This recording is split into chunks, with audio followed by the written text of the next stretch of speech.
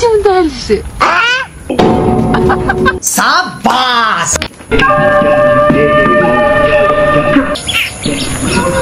ও চাচা খবরটা কার গো ভাতিজা খবর তোমার শাশির গো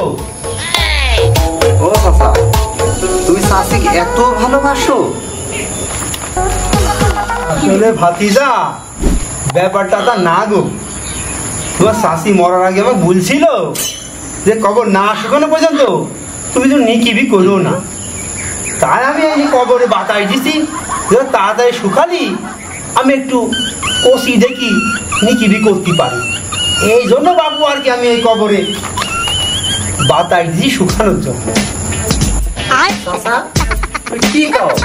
তোমার এক পা কবরে আর এক পা উপরে এই বয়সে তুমি নেকি করা আবার শখ আল্লাহ চাচা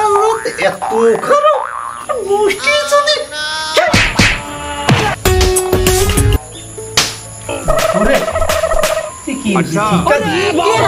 लेकिन ये साला कर क्या बाबा पता नहीं शिक्षा